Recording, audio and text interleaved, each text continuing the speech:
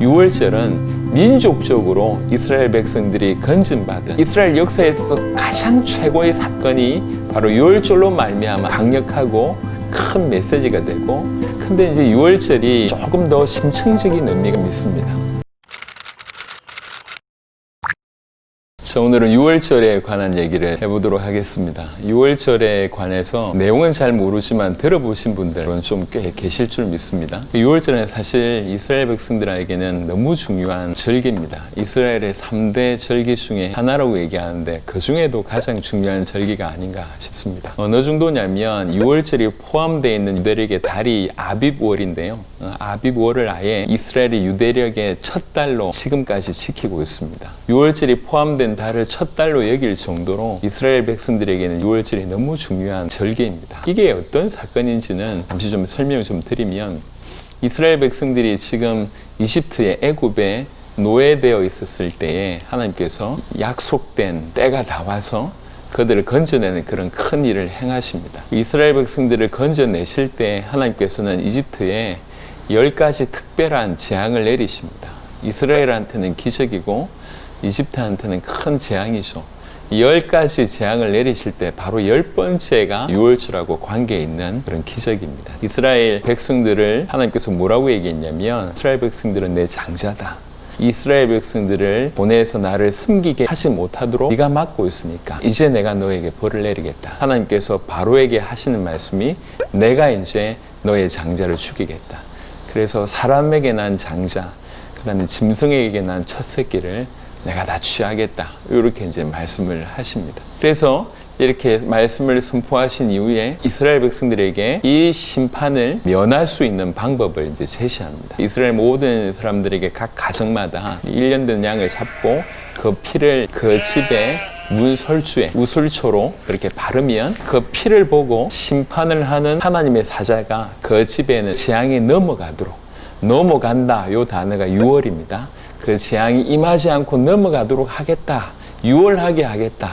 라고 말씀을 하십니다. 그러면서 이제 이스라엘 백성들에게는 이제 피 바를 뿐만 아니라 몇 가지 요구를 더 하시는데요. 그 이제 그 고기를 불에 구워서 먹도록 하고, 그 다음에 누룩 없는 빵을 만들어서 무교병을 만들어서 먹게 하고, 쓴 나물과 함께 먹게 합니다. 왜 그러냐면 굉장히 급박하게 거기에서 빠져나왔다라고 하는 의미를 전달하게 하기 위해서 쓴 나물과 함께 누룩 없는 빵을 만들어 먹게 합니다. 그래서 이스라엘 백성들은 이 하나님의 음성을 듣고 다 각 가정마다 1년 된 양을 잡아서 그 피를 문설주에 다 바르고, 그리고 그 고기를 다 구워 먹고, 혹시 다 못 먹으면 그거 불에 태우고, 그 다음에 무교병과 쓴 나물 먹으면서 그날 밤을 지나게 되는데, 아비볼 14일 밤에 그때 여호와의 사자가 이집트에 이제 재앙을 임하게 합니다. 그래서 이집트에 있던 모든 첫 새끼 그리고 사람에게서 난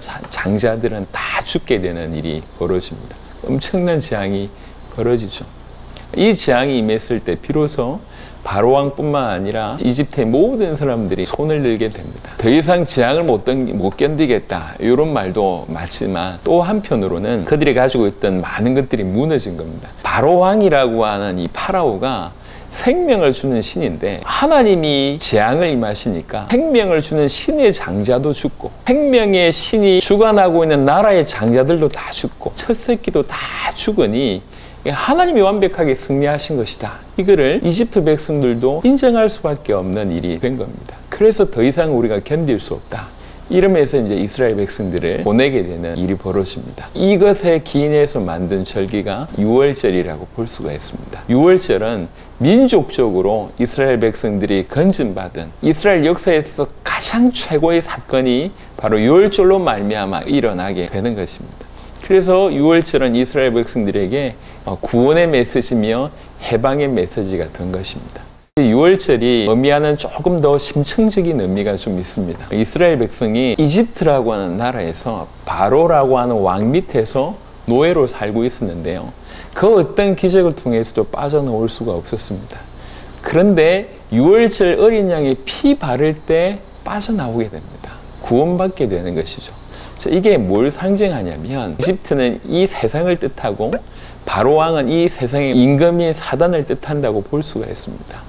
이집트라고 하는 나라에서 바로 왕이라고 하는 왕 밑에서 이스라엘 백성들은 노예였는데, 오늘날도 사단이 통치하는 이 세상 가운데 우리는 죄인입니다. 죄의 노예고 사단의 노예고 영적으로 하나님과 끊어져서 죽은 자일 수밖에 없어서 빠져나올 수 있는 가능성이 전혀 없습니다. 근데 유월절 어린 양의 피가 임함으로 말미암아 이스라엘 백성들이 바로 왕에게서도 해방되고 이집트에서 해방됐던 것처럼 우리 또한 사단의 소나기에서 이 세상 가운데서 죄의 종된 신분 가운데 하나님을 떠나 있는 영적인 죽음 가운데서 사단의 노예라고 하는 그 상태 가운데서 완전히 빠져나오게 된다고 하는 것입니다.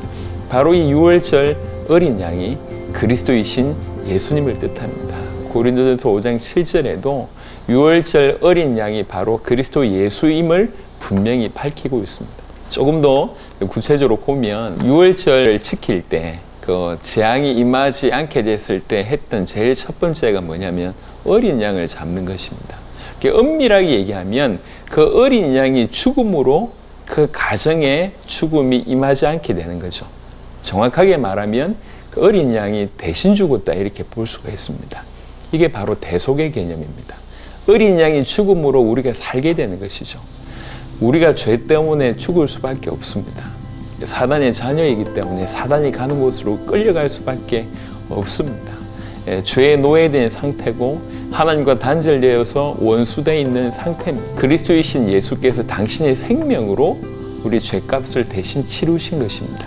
그것이 바로 그리스도 예수의 대속 개념이라고 볼 수가 있습니다.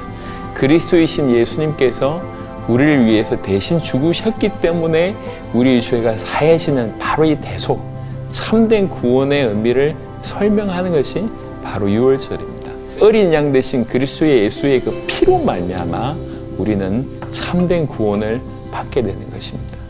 그래서 사실은 유월절은 이스라엘의 명절이기도 하지만 가장 강력하게 우리에게 구원을 주는 근거가 어디 있는지를 설명하는 것이 유월절의 메시지라고 볼 수가 있습니다. 유월절의 어린 양 대신 그리스도 예수로 말미암아 그의 피로 말미암아 참된 구원을 받는다고 할 수가 있습니다.